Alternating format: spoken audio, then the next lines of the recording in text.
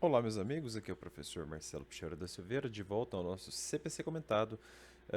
Curta o vídeo e inscreva-se no Resenha Forense, enfim, seja membro, utilize a plataforma do Apoia-se para ajudar a gente aqui financeiramente. Você ajuda a deixar o Resenha Forense vivo sempre, sempre. Confira também o nosso site, né, resenhaforense.com. Você pode ser meu aluno lá no curso de Direito Civil. O link é esse aqui, ó, www.resenhaforense.com. Bom, lembrando aqui, né, que nós temos só um comentário muito rápido ao CPC, né, são apenas comentários práticos, como eu gosto de afirmar. Isso aqui não é um curso de processo civil. Claro que eu até gostaria de um dia fazer um curso com vocês aqui mais completo, né, já até comecei algo nesse sentido, mas eu não posso iludir o aluno achando que isso aqui vai ser suficiente. Não vai, tá? Se você busca formação completa, aqui não é o lugar. Aqui é o lugar para você ter uma leitura agradável da lei seca.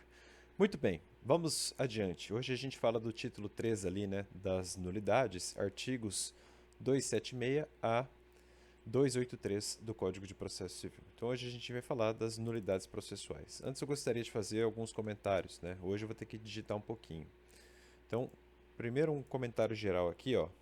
Olha só o que diz um autor chamado Zulmar Duarte, um sujeito muito gente fina, por sinal, conheço o Zulmar. Segundo, Zulmar Duarte, segundo Zulmar Duarte, deixa eu ver se escrevi corretamente o nome dele, Zulmar Duarte, é isso aí, vou até adicionar no meu Word aqui. Então, segundo Zulmar Duarte, a forma, opa, a, a forma do processo, a forma do processo é indispensável à estabilização, segurança do direito, imprimindo uma ideia de ordem, ordenamento. Então, a forma no processo, ele fala no processo, eu coloquei do, né? A forma no processo é indispensável à estabilização, segurança do direito, imprimindo uma ideia de ordem, ordenamento, permanência e coerência. A forma processual é íncita ao processo, decorrente de sua própria concepção, enquanto coloca ordem na desordem. Deixa eu arrumar a tela aqui para aparecer para vocês. Enquanto coloca ordem na desordem, atribuindo previsibilidade ao procedimento. A tipicidade do procedimento se apresenta como fato de isonomia formal no processo, inclusive. Certo? Então, quando você estudar essa parte do código, não faça como alguns retóricos acabam fazendo por aí, né? Ah, evitar o formalismo, sabe? Esse tipo de palavreado, isso não é legal, tá? A forma é importante, tá? Mas, de fato, né? Aí, olha só o que diz o nosso autor ainda aqui, o Zumar Duarte. Então, ele diz depois assim, ó. Ainda assim, vou até destacar, ó. Censura-se o processo dominador que aprisiona e faz servo o direito material. Censura-se o processo dominador que aprisiona e faz servo o direito material, cujo sacrifício no altar do formalismo, aqui bem colocado, né, depois de uma explicação importante, é uma consequência natural. Repele-se repele-se a superfetação da forma, impondo-se a informalização do processo, assumindo as formas, posição, conducente e proporcional ao atingimento das finalidades do mesmo. Mas aí vem a grande questão, né? Olha o que diz o Zumar. Vou até grifar, ó. A questão, essa é a discussão, né? Que a gente vai ver um pouquinho hoje. A questão está em saber quando o processo deixa de ser algoz para ser vítima e vice-versa. Então a questão é saber esse limite, né? Porquanto, a rigor, a violação ao direito processual tem o mesmo peso da violação de direito material, objeto do processo. Então, uma nulidade processual tem o mesmo peso de uma nulidade no direito civil, por exemplo. Né? A rigor seria isso. Né? Então, essa é a discussão que se coloca quando estuda a nulidade processual. Vocês vão entender isso na leitura do código que a gente vai fazer aqui hoje, tá? Deixa eu ver se tem alguma coisa mais interessante aqui, ainda interessante do Zumar, que eu possa mostrar para vocês, mas acho que não. Acho que de considerações iniciais era isso mesmo, né? Muito bem, então faço essa introdução e aí eu consigo examinar o código com vocês com a cautela devida. Então, olha só, meus amigos. Aqui, como vocês podem perceber, e já devem ter percebido, né? Se vieram procurar o vídeo aqui, certamente perceberam isso, né? Aqui há uma das mais instigantes investigações da processualística contemporânea. Então, é uma das discussões mais pesadas, né? O CPC de 2015 confirma a tendência registrada, ou melhor, notada, né, por Pontes de Miranda. Aí eu vou colocar assim, ó, ver vídeos passados. Quem acompanhou essa série completa sabe que passagem que eu estou falando do Pontes aqui. Tanto que, em seu artigo 352, assevera que, se o juiz verificar uma irregularidade ou vícios sanáveis, terá de determinar a correção em prazo nunca superior a 30 dias. Em sincronia com o artigo 188 que a gente já comentou, o artigo 282, que a gente vai ver hoje, aduz que, na pronúncia de nulidade, o juiz deve declarar quais são os atos atingidos, ordenando, abre aspas, providências necessárias a fim de que sejam repetidos ou retificados. Isso aí está no caput do 282.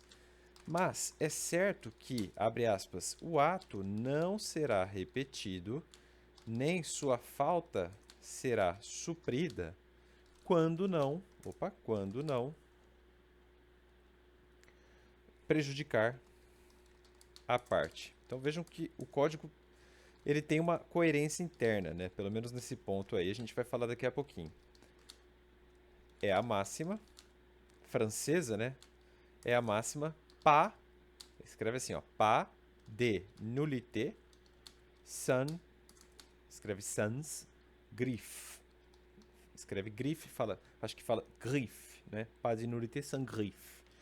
A sintonia disso prossegue no parágrafo 2º, de acordo com o qual, quando for possível decidir o mérito a favor da parte a quem aproveite a decretação da nulidade, o juiz não a pronunciará nem mandará repetir o ato ou suprir-lhe a falha.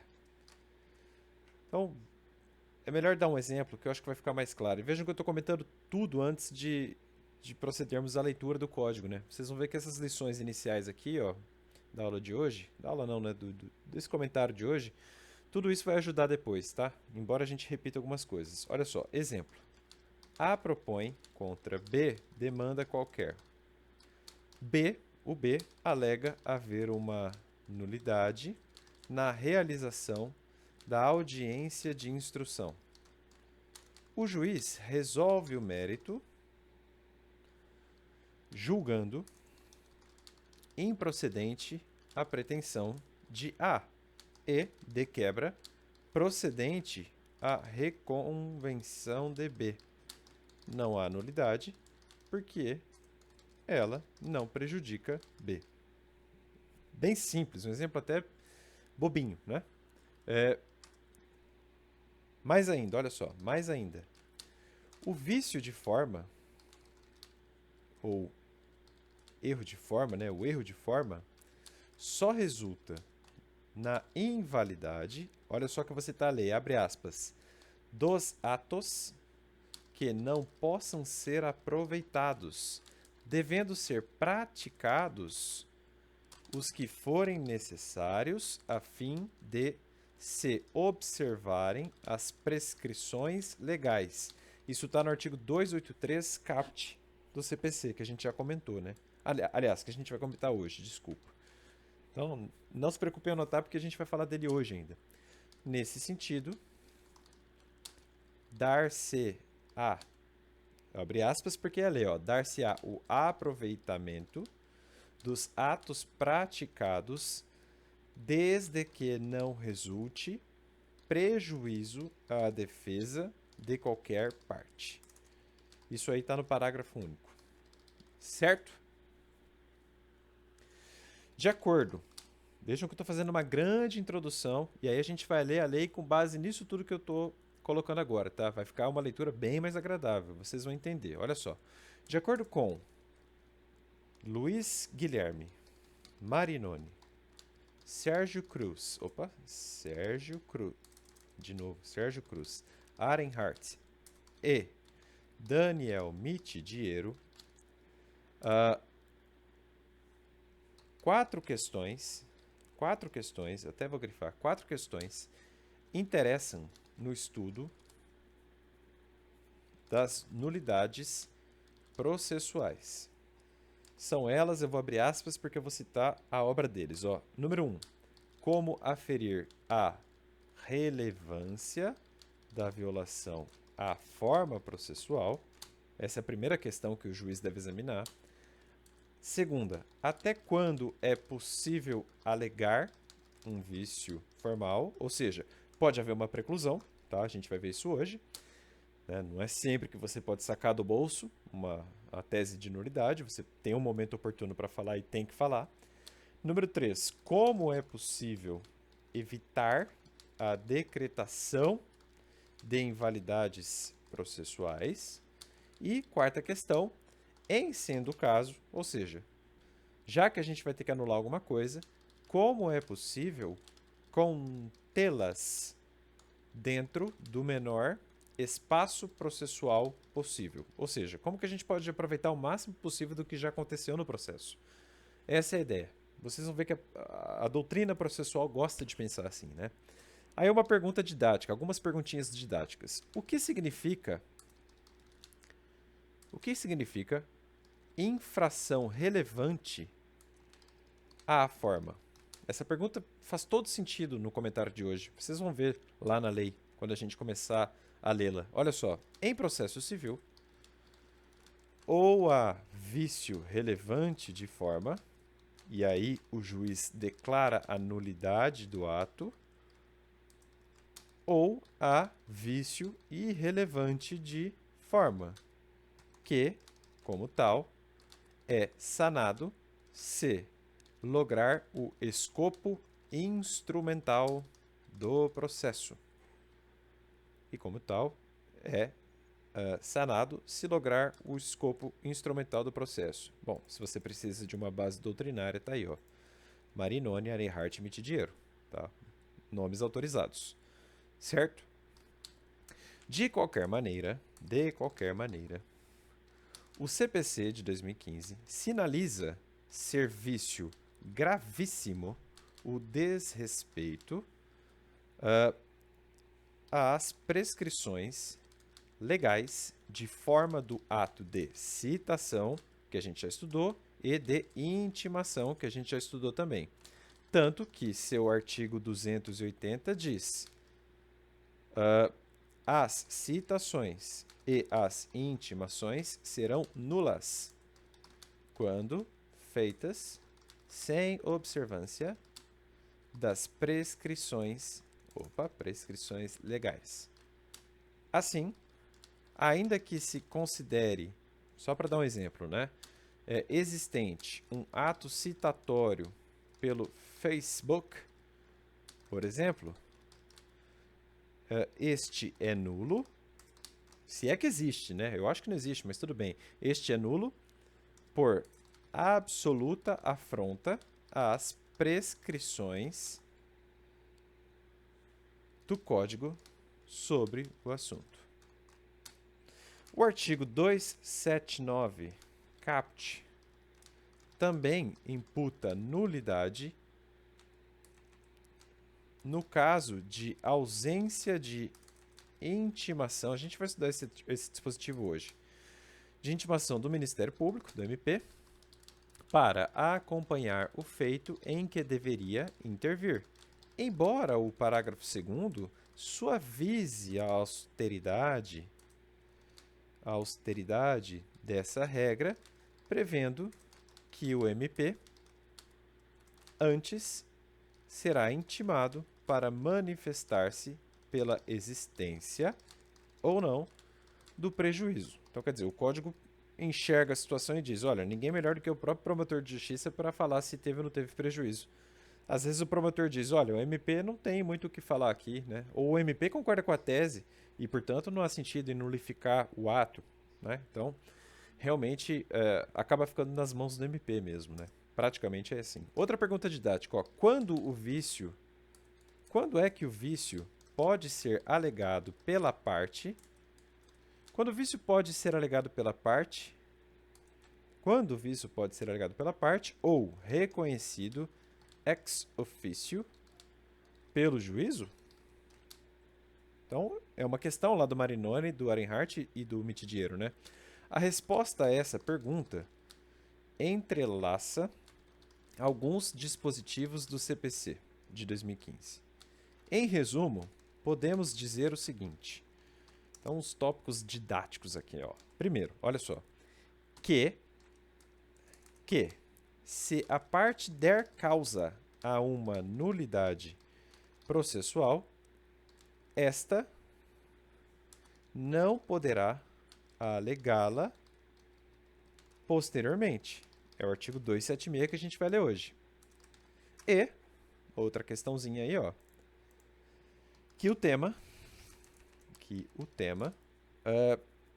pode ser afetado pela preclusão, pois a parte deve alegar a nulidade na primeira oportunidade para falar nos autos. É o artigo 278 caput do CPC.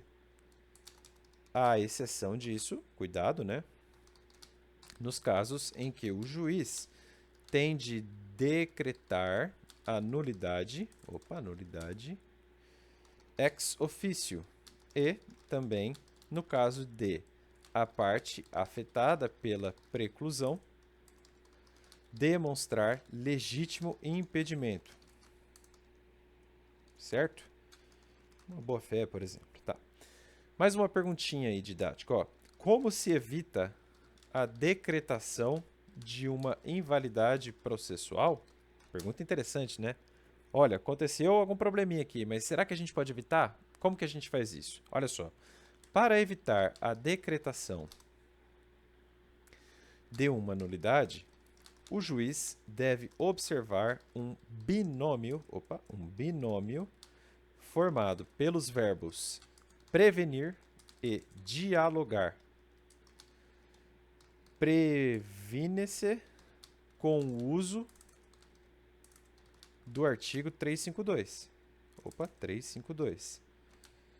Dialoga-se com contraditório efetivo sobre o tema.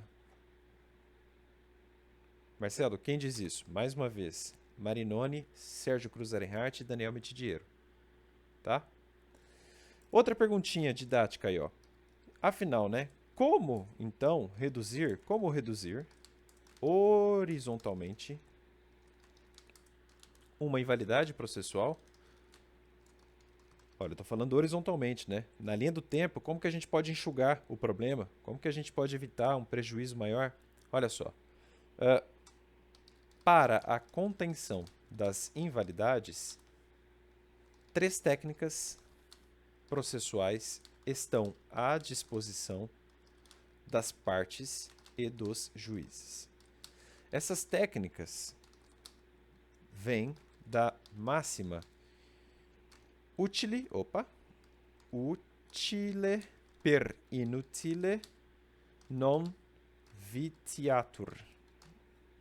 Então, o que significa? O útil não é viciado pelo inútil.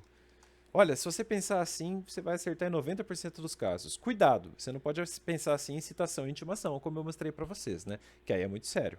Aí é muito sério, tá? Olha só. As 2 primeiras técnicas são, primeira, a invalidade decorrente e, segunda, a invalidade parcial. Ambas constam do artigo 281 do CPC, que diz, abre aspas, anulado o ato, consideram-se de nenhum efeito todos os subsequentes que dele dependam. Todavia, a nulidade de uma parte do ato não prejudicará as outras que dela sejam independentes. A terceira e última técnica é a da redução eficacial do ato nulo. Então veja, olha o nome, né? Redução eficacial. Calma, você não nulifica todo o ato, você apenas enxuga alguns efeitos, não todos, né? Então, a terceira e última técnica é a da redução eficacial do ato nulo. Estando presente no artigo 283 caput do CPC. Olha só o que ele fala. O erro de forma do processo acarreta unicamente a anulação dos atos que não possam ser aproveitados, devendo ser praticados os que forem necessários a fim de se observarem as prescrições legais. Exemplo, o exemplo sempre salva, né? Fácil de entender. Exemplo, a citação ordenada pelo juízo incompetente,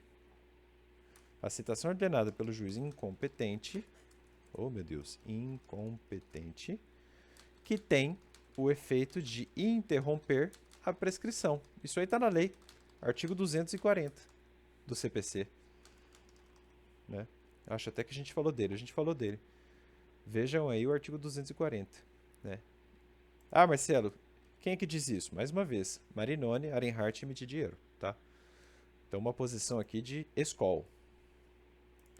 E olha só, pessoal, com essa breve introdução, bem apertada, tá? Bem didática, eu não quero fazer algo muito profundo aqui com vocês, tá? O negócio aqui tem que ser fácil, tem que ser suave.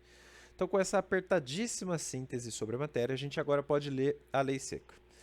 E eu acabei de verificar aqui, antes dessa parte da gravação, que todos os dispositivos, de algum modo, estão citados, né? Estão, de algum modo, referidos no texto introdutório que a gente fez aqui hoje. Então, a leitura da lei seca agora vai ficar muito mais tranquila. Vamos fazer assim, então? Agora a gente não comenta, agora a gente destaca pensando no que foi dito anteriormente. Legal? Vamos lá, então. Ó. Artigo 276. Quando a lei prescrever determinada forma sob pena de nulidade, a decretação desta não pode ser requerida pela parte que lhe deu causa. Então, a parte criou o problema de validade do ato, então a nulificação não será feita se a própria parte deu causa. É, na verdade, a premissa já estava contida na frase, né? Eu tenho que corrigir. Na verdade, é o seguinte: a parte criou o problema de validade do ato, então o juiz não vai nulificá-lo, ou melhor, o juiz não pode acolher um pleito subsequente da parte que criou o problema de validade do ato. Tá? É uma regra de boa-fé, se você olhar bem, né? Uma coisa meio que divenire contra factum proprium. Né? Pô, você criou o problema. Agora lá na frente, você quer invocar o problema que você criou para evitar uma sentença que agora é, tem força desfavorável contra você? Não dá, né? Então o sistema ele tem essa eticidade aqui, né? O sistema não está nem aí para invalidade nesse caso, tá? Artigo 277. Quando a lei prescrever determinada forma, o juiz considerará válido o ato, se realizado de outro modo, lhe alcançar a finalidade. Então, por exemplo, algo exigia uma petição escrita, forma escrita.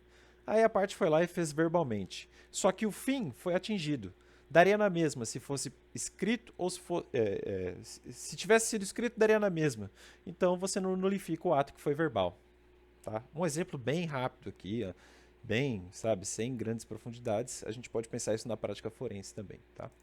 Artigo 278. A nulidade dos atos deve ser alegada na primeira oportunidade em que couber à parte falar nos autos. E aqui eu vou até mudar de cor, ó, sob pena de preclusão. Então aqui, meus amigos, a parte, assim que ela tiver a chance de falar nos autos, ela tem que invocar a tese da nulidade. Não pode, ela não pode esperar um momento que seja mais oportuno, digamos assim. Então, aconteceu uma invalidade na audiência de instrução? Alegue na audiência de instrução, faça constar em ata.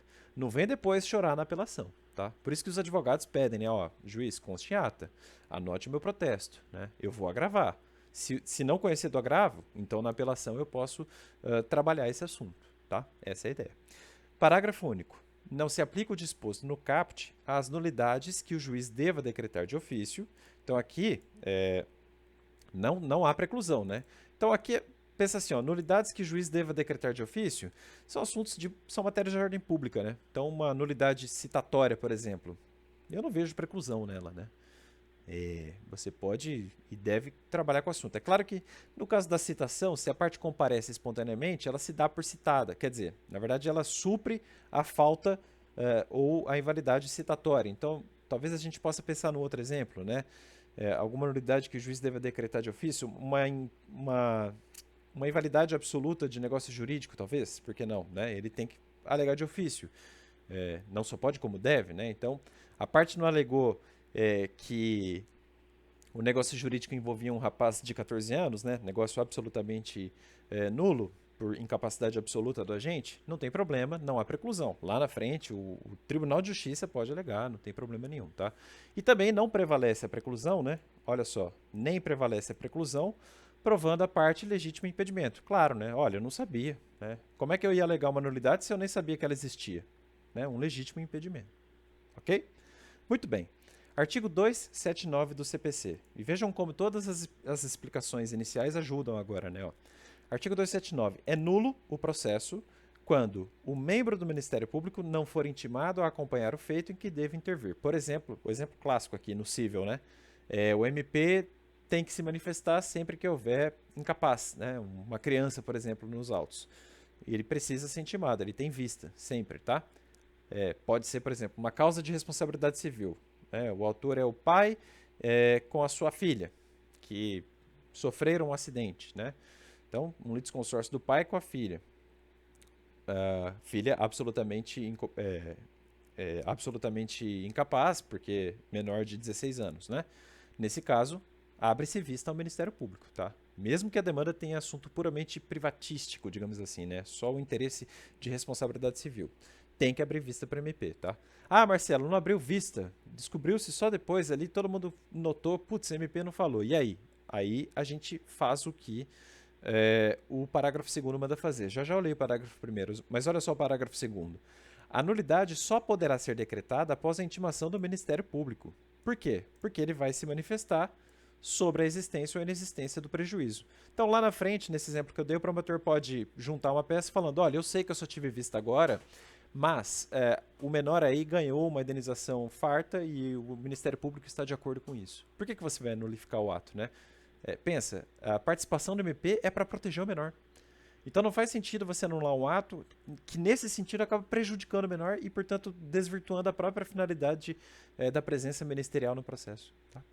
Parágrafo 1º, que eu ainda não li. Se o processo estiver tramitado sem conhecimento do membro do MP, o juiz invalidará os atos praticados a partir do momento em que deveria ter sido intimado. Então não é, nesse exemplo que eu dei de novo, desde a petição inicial. Né? É provavelmente desde uma audiência de instrução, né, que o MP pode participar e tal. Tá?